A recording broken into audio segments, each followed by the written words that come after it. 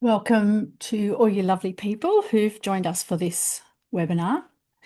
It is really lovely to have you giving us your time today, and I hope that we've got some great info for you and some opportunities at the end to have a chat with any questions or thoughts. I'm going to kick us off by telling you a little bit about us. So when I say us, Zoe Parry and I, she's my co-director of this fabulous team here at Amherst Psychology. We run a group practice and we cover pretty much all mental health concerns, but we have a particular focus on trauma and on neurodivergence. And the reason for the focus on neurodivergence is partly that I'm an autistic ADHDer, and partly that, we both have a lot of people in our close circles who are neurodivergent. So that's become a real passion of ours, and that has led to webinars like today, because this is stuff that really matters to us and we know it's really important. So your being here means a lot to us. You investing this time and energy. We're really grateful for it. And we've made this a microphones and screens off event. We're also recording it, but you will have opportunity at the end to ask your questions. You're more than welcome to put them in the chat as we go along, so you don't have to hold on to them. And Zoe's going to be monitoring the chat. So if you're having any technical issues, that's the place to share that with us as well. And then we'll have about 10 minutes at the end to talk about anything you would like to in relation to neurodiversity affirming language at work. So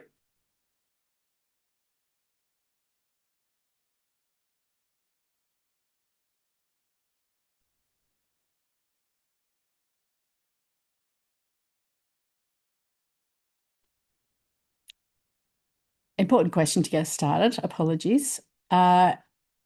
Do you agree with me that spearmint is terrible and peppermint is awesome? If you think spearmint is amazing, put an S in the chat. And if you think peppermint is superior, which would be correct, pop that in the chat, and then we'll come back to that in a second.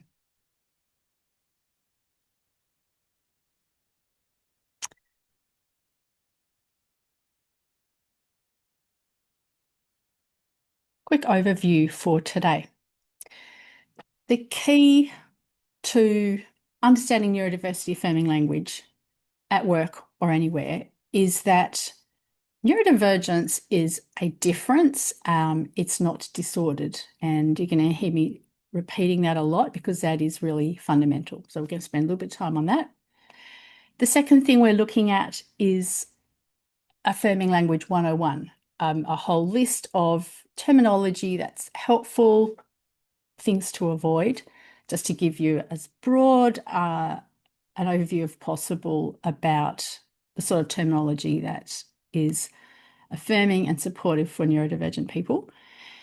And then in the last part, before we jump into the Q&A, we're looking at how do you apply that in the workplace to give you a chance to contextualize things for yourself. So I've talked about putting your questions in the Q&A. Let's jump in. Number one, the key to understanding this and using neurodiversity affirming language is to understand that neurodivergent traits are certainly different, but they are not disordered.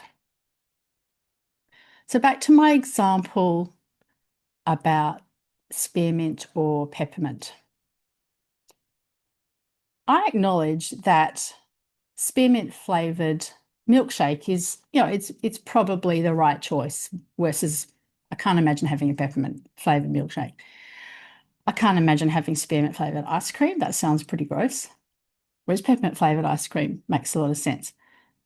Neither of those types of mint are wrong or right. They're not inherently bad or good, although I have a clear preference and hopefully you do as well. And yet they're a good example, I think. Let's see what you guys, oh, thank you. Yes, we have 2 peppermint votes in the chat room there. I totally agree. They're a good example of how we are so prone to make certain things or traits the gold standard. And we wouldn't say that spearmint has peppermint deficiency disorder. That's crazy, silly, as much as I might feel strongly about spearmint being blah. There's just so many different types of mint, which is fantastic. Some of them have medicinal uses, some of them are just flavors. We can recognize in a situation like this that that diversity is fabulous, and there's nothing inherently wrong with poor old spearmint. And in this kind of context, non-affirming language sounds dumb. It's obvious.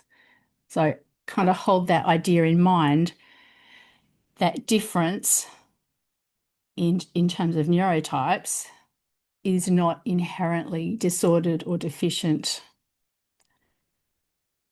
We have some other unhelpful defaults that I think in this day and age, they're pretty obviously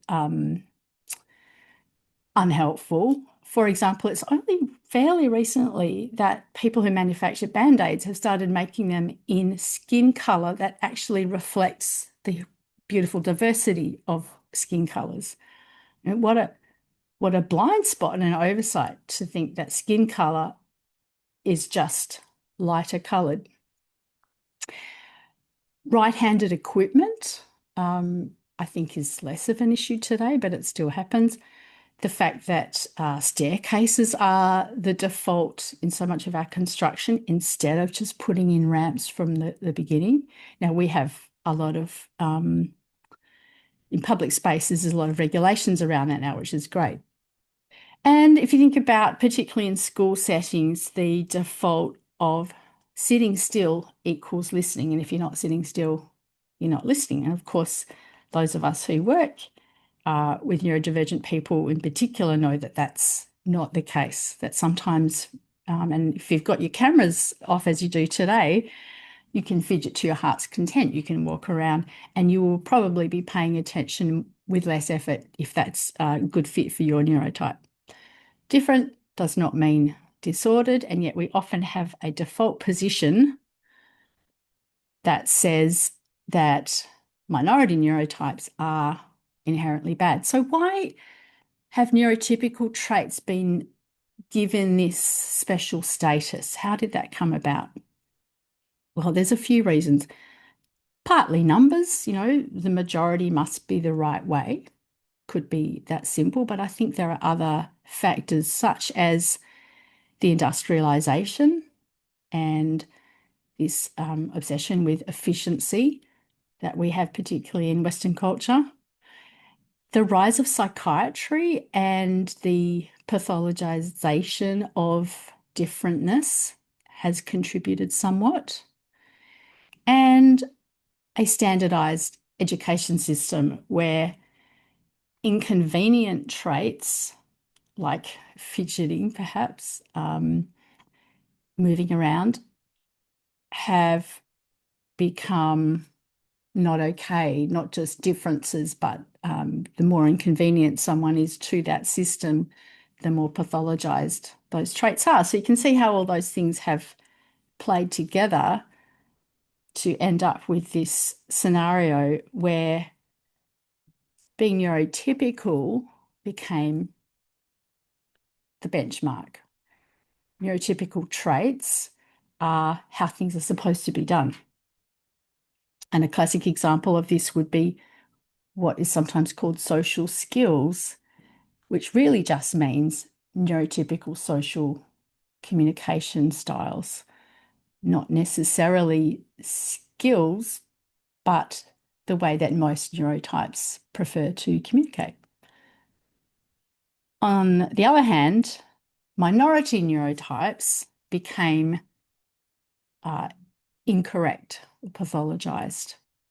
And this is why we've landed in a situation where we even need to be having a webinar about neurodiversity affirming language, because neurodivergent people are so often told you're not okay, you're not good enough, you're too much, you're too little. And there's significant implications for people's individual well-being, of course. That's not something I'll dive into today, but that's a really important topic. And for us socially to be excluding or making barriers for a huge part of the population is just so unhelpful. I think the social disability model is a really good thing for you all to know about. And I love it because it talks about how normal functioning, or this kind of idea of a default or a standard way of being, a correct way of being, is not really about biological stuff. It's about a social idea. And we've looked at how that came to be, how it came to preference neurotypical brains.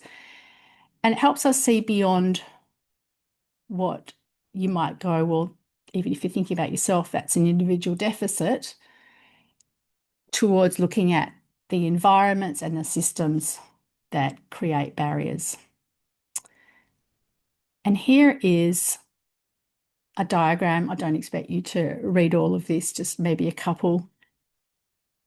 But it was really easy for me to put this together because of the very many ways that systems and environments contribute to people's neurotype being a challenge for them in the workplace, or it could be in other environments too. And a lot of these things are not that hard to fix. Some of them, the more systemic things are, the more work is involved. But the experience of a neurodivergent person in an inhospitable environment, it can feel to the person that there's something very wrong with them, and also the environment often reinforces that with lots of messages about, you don't really fit, you're not useful, and so on and so forth. So neurodiversity affirming language is a great thing to get your head around, but even more importantly, the underlying concepts about different, not disordered, like that's beautiful when you can grasp that. And I will say that grasping that actually makes learning neurodiversity affirming language way easier, because you know why. And that's why I've started with this. I don't just want to teach you a bunch of words, tick, tick, tick, tick, tick. I really want you to understand, oh, that's why that's not affirming. And then you don't have to rack your brain, oh, which one is it? Because you're coming from a really thorough understanding of different, not disordered. Here's a bit of a contrast of the medical model versus a disability model. And there are a couple of different disability models, but I think the social disability model is a great one to start with. So in a medical model, the problem is within us versus it's largely with what's going on in our environment. And I can say, as an autistic ADHD, in some environments, I feel quite disabled, depending on how hospitable it is, and in others, not at all. And they tend to be environments that I'm really familiar with, where I've been able to put in place the supports and resources that I find useful and that are a good fit for my qualities. Medical model focuses on treatment and cures, whereas the disability model, much more helpfully, focuses on, well, what are the barriers and the hurdles here to this person bringing their strengths and being able to contribute and belong. In the medical model, neurodivergence is a tragedy, and the caregivers of those neurodivergent people they might be heroic or people feel sorry for them, versus neurodivergence being inherently neutral. It doesn't have to be a superpower, by the way. It's just is part of diversity, and caregivers become advocates.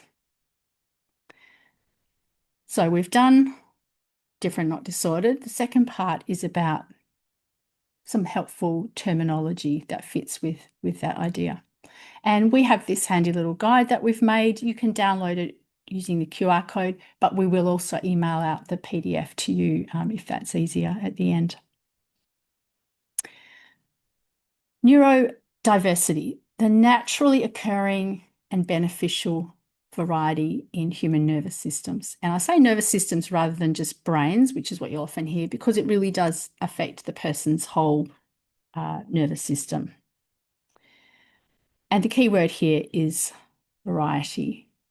And I think the idea of biodiversity can be really helpful in helping us understand neurodiversity. So just like I think it's so easy to grasp that the naturally occurring variety of species is a really good thing. It's healthy, it's important. Neurodiversity is not that different, this naturally occurring variety of human neurotypes. And now to some of the specific words. Neurotype just means how an individual takes in, makes sense of, and interacts with the world. A neurotypical person does that in the same way as most others. The way that they take in and so forth, make sense of the world, is the way that the majority of people do that. Whereas a neurodivergent person differs from that. And a common mistake, which ends up being more about grammar than anything, as much as it is unaffirming, is people mixing up neurodivergent and neurodiverse. As a rule of thumb, an individual can't be diverse in terms of their neurotype. They can be neurodivergent, but only a group can be neurodiverse. So an individual can be divergent, but not diverse. And I thought I'd use an example of, you've got your bog standard white sedan. We've all had them or we own them currently. It's just the majority car, if you like. That's a typical car in Australia. A car that diverges from that, it's very cool, a little convertible. That is not typical. There's nothing wrong with it. In fact, it's great. But that's divergent. It diverges from what is the typical car. And then on the bottom left, we have a group of cars. They are divergent. They're all convertibles. But they're not diverse as a group because they're all convertibles. If I was with a bunch of autistic ADHDers, we would not be diverse. We're all neurodivergent, but we're all divergent in the same way, not a diverse group. Bottom right, we have a bunch of cars. They are all divergent. There's no white sedans in there. And they are diverse. They are divergent in different ways to each other. So an individual can be divergent. They cannot be diverse. And a group of people can be divergent, but they may all diverge in the same way. So they're not necessarily diverse. I hope the car thing really helps, and you can always come back to that if you think, is it divergent or diverse? Identity first language. When I was at uni, it was drummed into us, because I did a lot of disability studies, that it's really important to put the person front and center. So person first language was what I learnt. And it's been really interesting watching that shift over the last decade in particular to identity first, on the basis that a lot of times what we're referring to is something that the person can't be separated from. It's actually part of their identity. And we go from talking about something that they have to something that they are. So, for example, I would say I'm autistic rather than I have autism, as if autism was something I could stop having at some point, or that wasn't super important to my identity. We wouldn't say, for example, that I had right-handedness, or I had femaleness. Those kind of things are permanent, and or they are central to my identity. So identity first language, honestly, it took me quite a while for that to sound natural, because I had worked so hard on using person first language when I first started working. And I think it's a fantastic change. Identity first language is the preference of most adult organisations that are autistic led. Many, if not most, autistic adults. Many ADHD adults, I would have to say, they probably don't care about it quite as much, and there are good reasons for that. Not for today, but you can research that a bit more. Many dyslexic adults, but it varies amongst other neurodivergent communities. There's a lot of neurotypes, or a lot of things considered neurotypes, that might come under the umbrella of neurodivergence. And I think it's important to note that many of those communities either don't have a strong preference, or they might have less of a consensus about that. So it is important to know, does this group, of adults, is there some sort of representative body that can help me with this? Is there some other way that I can find out that that group has a particular preference about identity first language? And importantly, what does the individual think? Because I have to say, we didn't get together and vote on this stuff. There was no gathering of the neurodivergence and where we were asked and, we've decided as a group. This is very much an evolving thing, and it's based on community advocacy. Having an affirming stance is always a good place to start. And then digging into, what does this person prefer and what does this group prefer, is really useful as well. There are some things that I would encourage you not to say, and here's why. ASD is a really common one, but it's based on autism spectrum disorder. So it just reinforces that idea that autism is a disorder. And similarly, on the spectrum, I think a lot of people use that as kind of a gentle, non-confrontational approach. But again, it's based on autism spectrum disorder. And I think even more importantly, using a euphemism like that implies there's something wrong with being autistic. And so we'd rather not just say that. Depending on people's individual preferences, or of course, it's generally better just to talk about the person being autistic. We wouldn't, if we're using an affirming stance, we wouldn't say suffers from. And special needs, which again, I was trained in this stuff many years ago. Nowadays, and this makes so much sense, I hope, just talk about people's support needs. We all have needs, and they'll vary depending on the environment and on the day. They're not inherently special. We just have needs, and that's just a way simpler and way more affirming term. Another one that gets used a lot, and I think sometimes as a perceived kindness, is the whole high or low functioning. So, there are high functioning autistic is a common one. As a compliment, I think sometimes people think that might be what they're doing, but they're not great, because, okay, they really oversimplify what's going on for the person. For example, I could be in a social setting and appear to be really thriving, doing what is required in that setting without too much effort. And you might go, well, it's just so high functioning. What you won't necessarily see is the impact that that's having on me later on, or even at the time. And that sense of her autism doesn't really impact her, or her ADHD doesn't really impact her too much, is really just a reflection of how inconvenient or apparently successful I am being in the moment, not my actual needs. And it's much better just to refer to someone's needs rather than how high or low functioning they are.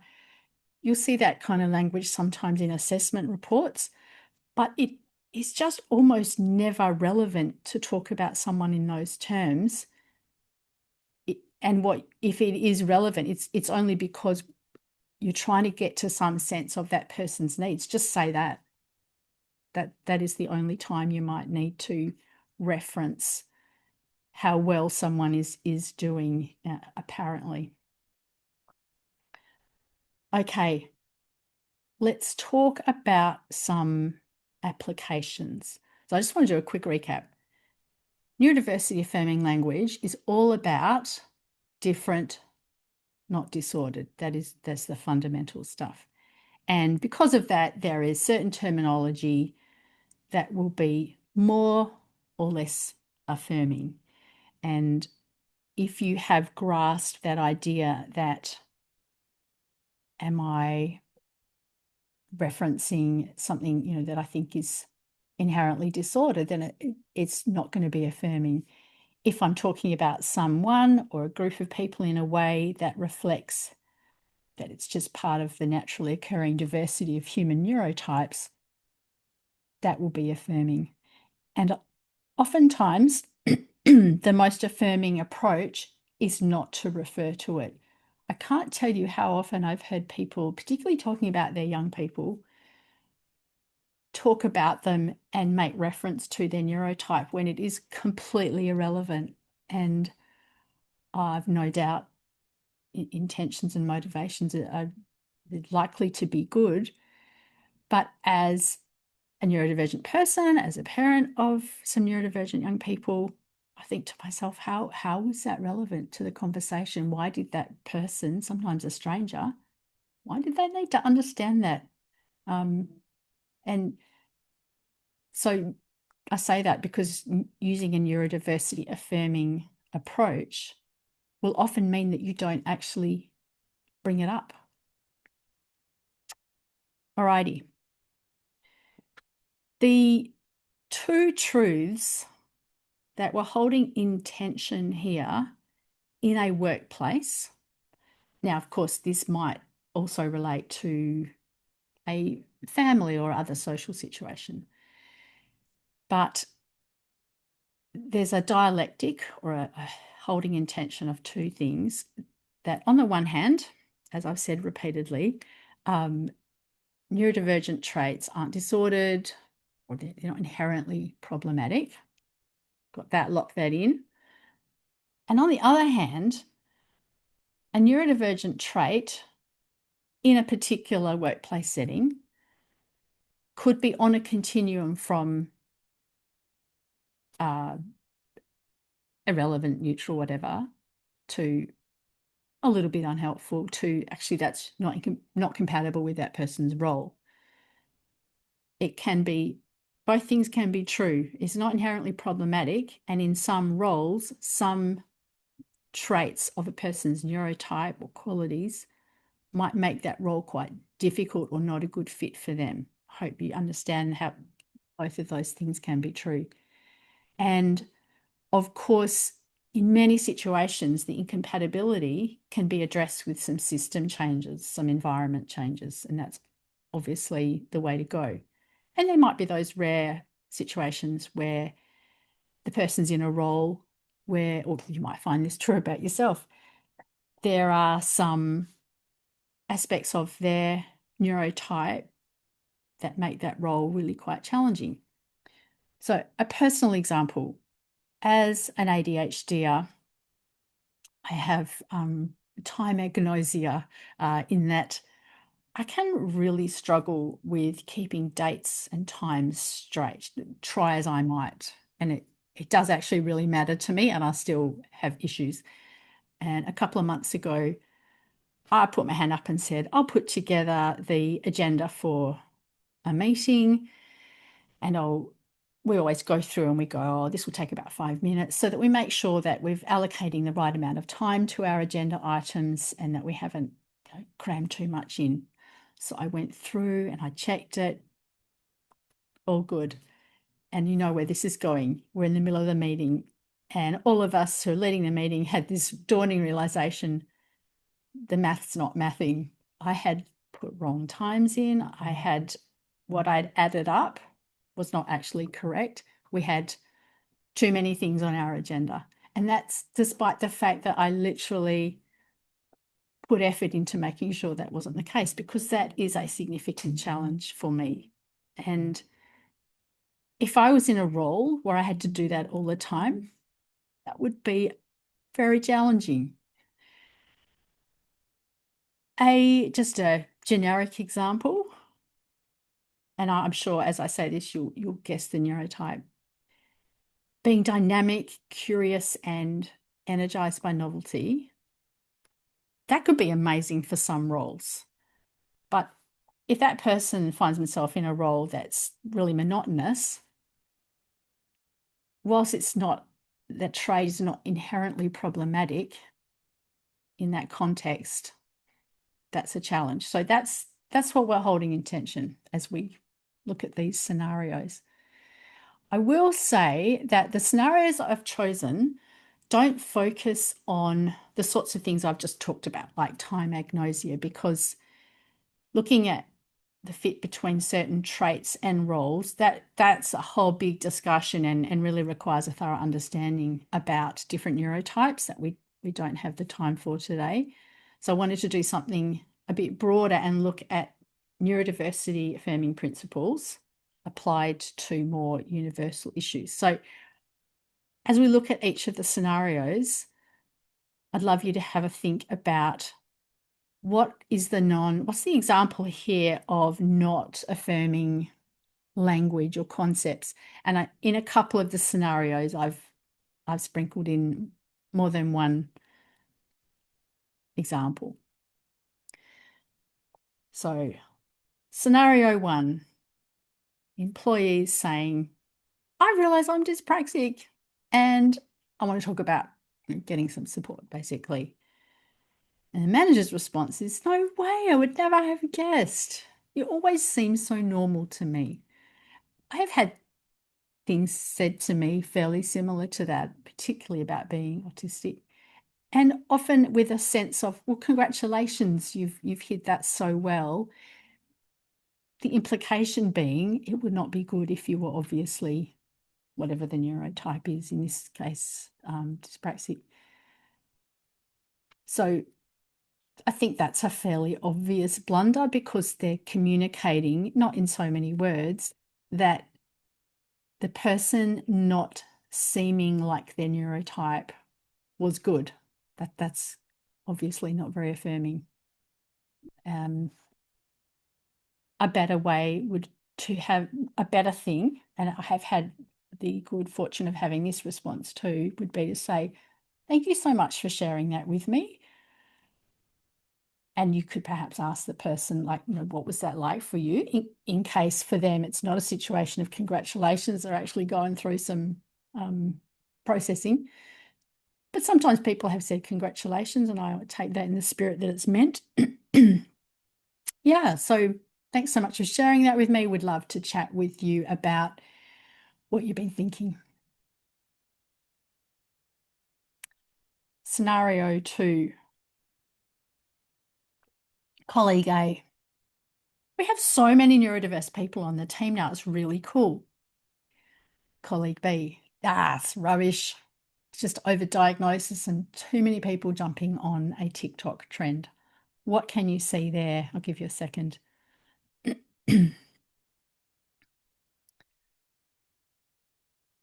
I don't know whether you picked it up, but colleague A, great attitude, but has used the word neurodiverse incorrectly. Excuse me. What they meant was, we have so many neurodivergent people. Or they could have said, we have a really neurodiverse bunch. That would be correct, because they're talking about a group. So there's that just grammatical issue, but it does matter. Colleague B, obviously some issues with their understanding about the naturally occurring variety of human neurotypes, and that in fact platforms like TikTok have been super helpful in getting information to a lot more people that helps them understand their neurotype without having to have formal support with that. And we just think that's a great thing. And it's unlikely that people are jumping on a trend because unfortunately, even now, there's still so much stigma around neurodivergence. It's good to see that that's changing, but we're really just catching up. Scenario 3, manager. I need to give you some feedback about your social skills. You often interrupt to share your own relatable experiences, and that can derail the conversation. I'll give you a second. So, social skills, as I said towards the beginning, implies that there is a right way to do social communication, and that way is, of course, the neurotypical way, and that being an enthusiastic Me Tooer there's something inherently wrong with that. Or other things like not staring people in the eyes for extended periods of time is wrong. Whereas for some of us, that's just way too much sensory input and unhelpful. It could be about the way the person is moving around. That might be considered not socially skilled, and so on and so on. So the problem here, the non-affirming aspect of this, is the idea of social skill. And it could be like, obviously there would have been better to say something, feedback about the way you're communicating. It could be that interrupting actually has become problematic in that particular context. Unlikely, it's probably more nuance to it, but in this example, it was the use of social skills. And lastly, the fourth scenario, we've got grumpy manager. Well, you're either disabled or you're not. I'm so confused by this whole, it's not inherently disordered, it's all valid, and I need support. And that's something that, a sentiment that I'm sure we've all come across. And that person is clearly struggling with something I have empathy for. How can both things be true?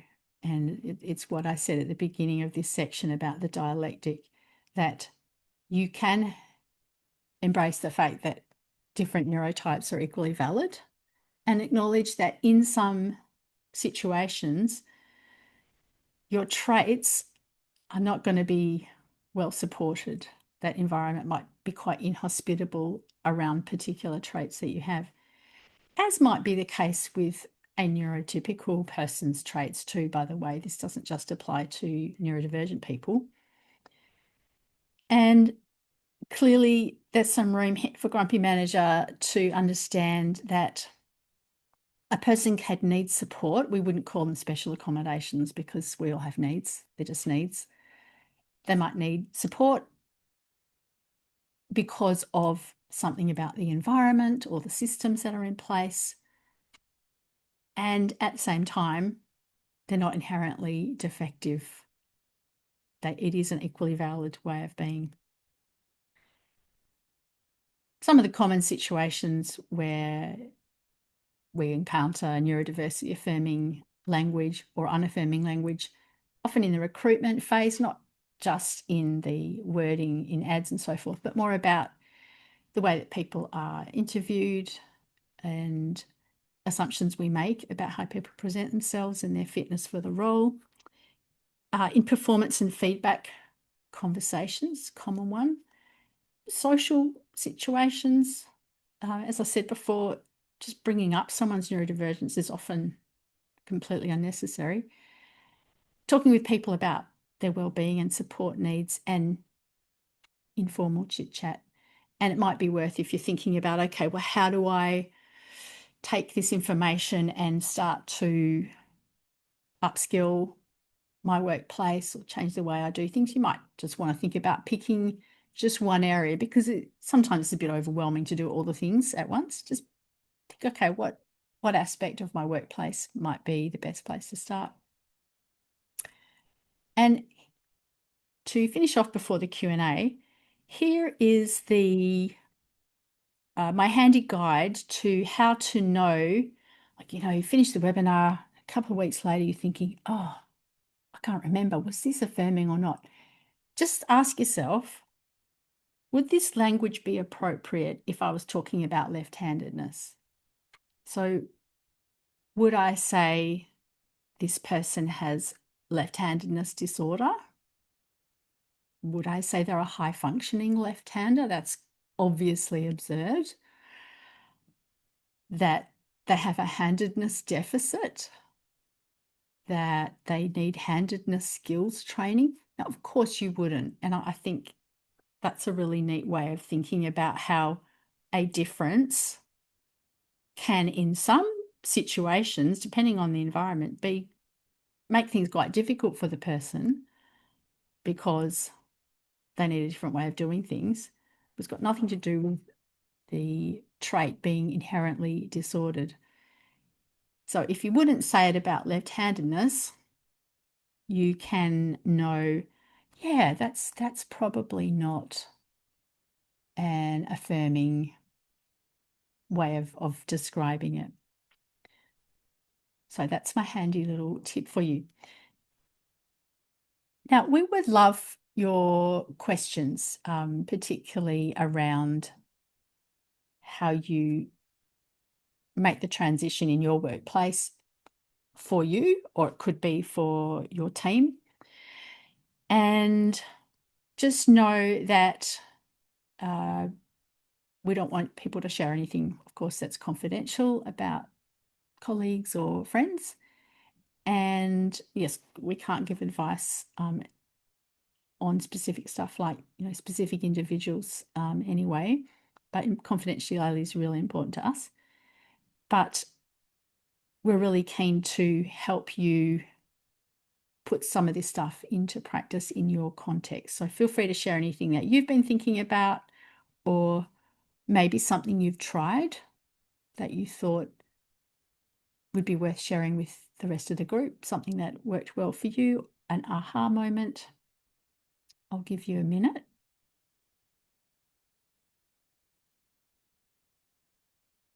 I do have some that I prepared earlier in case people were wanting a prompt. So perhaps I will share that. The first one I prepared earlier was, okay, this is great information. How do I convey this to my workplace? And of course, it depends very much on the role that you have. But I think something I've tried to do, and I would encourage you to look at it as well, is comparing this shift in neurodiversity affirming language with other shifts that we've made in language over the last few years. We have all got on board with a lot of changes in our language. Sometimes it takes a little while, but I can't remember the last time I heard someone talk about a chairman, or those kind of unnecessarily gendered roles in the workplace.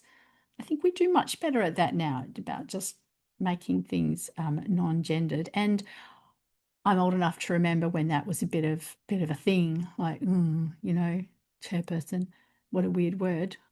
Just, it's not weird anymore. We just all say it without even blinking. We have a lot of language that we use around culture and how we not just refer to, but how we value people's culture. that's been a huge shift in my lifetime. Wonderful. And I think most people have just gotten on with it, and we don't think about it too hard anymore. These things start as effortful. They start as, for some people, oh, got to learn a new way of talking. For those of us really kind of invested in this work and passionate about it, it's like, yeah, let's do this. But I know for some people it can be less exciting.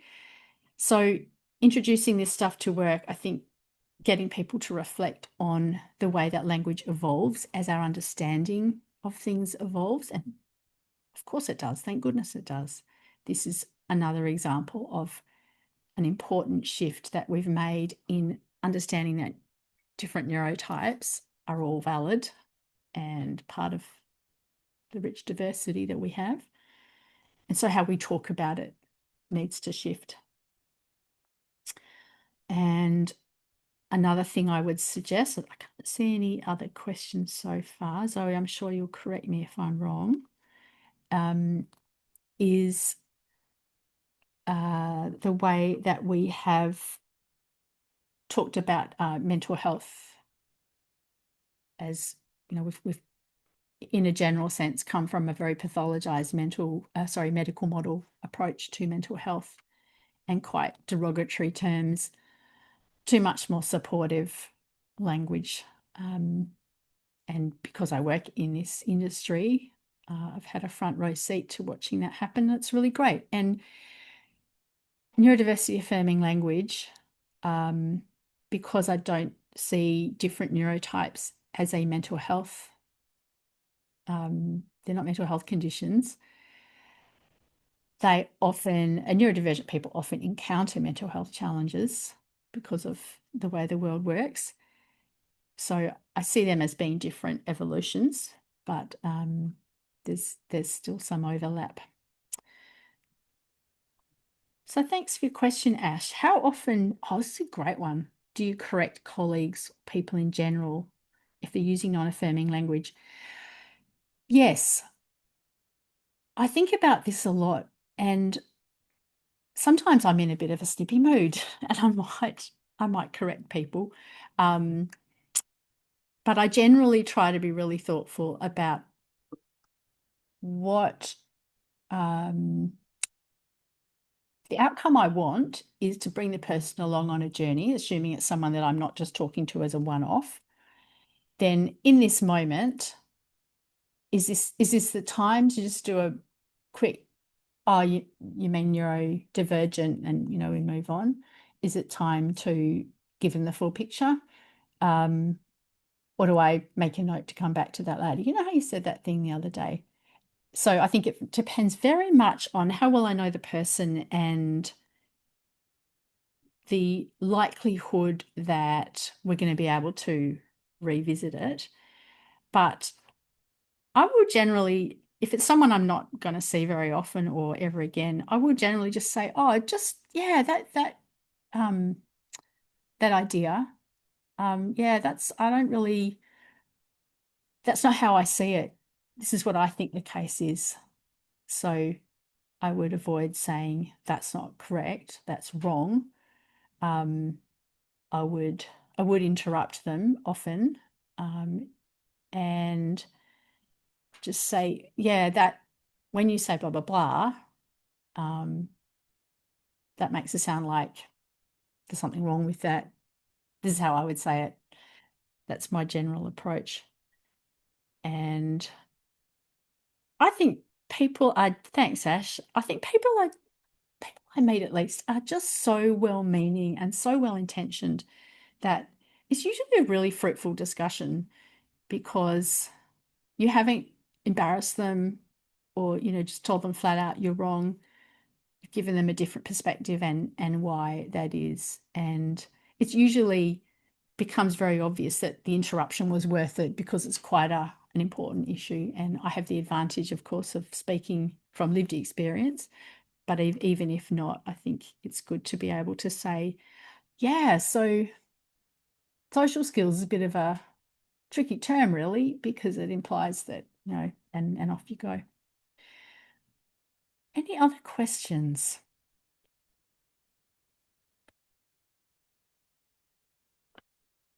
While you're thinking, I had one other question that I thought about earlier, and it was around, well, Vaughn, if I've sort of letting all this percolate and, getting a new framework in my mind, what's the most important thing? Like if I forget everything else, what's the thing I really need to take away? And it's the idea that I started with, which is this is about difference, not disorder.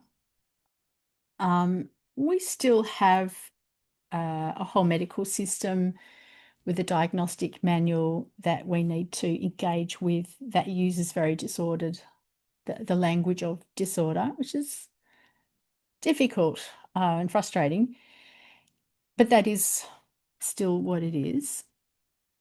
But we navigate that as best we can with our clients, and as part of our assessment process, we're very open about the fact that we have an affirming approach, and that is the most fundamental piece, regardless of the environment and the system that you're operating in, even in a field like mine, which is very influenced by the medical model, is that this is about significant differences in people's nervous systems, the way they take in, make sense of, and engage with what's going on in the world.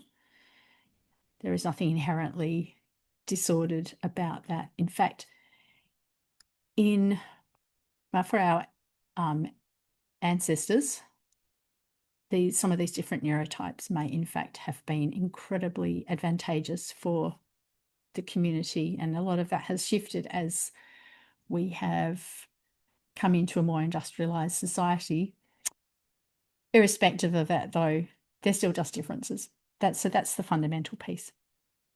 That's the end of our time together today. Thank you so much for joining us, and for those of you who are watching this as a replay, we're really grateful that you've invested in this knowledge. It is just a bit of an opener. We hope it was really helpful, but please keep an eye out for some more training that we have coming about supporting neurodivergent team members. That will be a two-part series that can go much more into depth about specific neurodivergent traits and the types of support that might be appropriate, the process for figuring that out, and another piece of training around adjusting to finding out that you're neurodivergent, which is wonderful information to have about oneself, but it can be a bit of a wild ride, especially for those of us who figure this out much later in life. And we have some expertise around that we'd love to share with you. So we will be promoting those events on social media, but as people who've attended our training, we will be sharing it with you by email as well. If you're not already following us on social media, we try to share useful and helpful information there too, so that might be worth doing. And otherwise, if you have questions about the information today, feel free to email us. Or if there's some training that you would like for your team or your organisation, we'd love to put together custom training and for schools and for organisations. So please get in touch and we will have a chat to you about that. I hope our paths cross again, and all the best with applying what you've learnt today.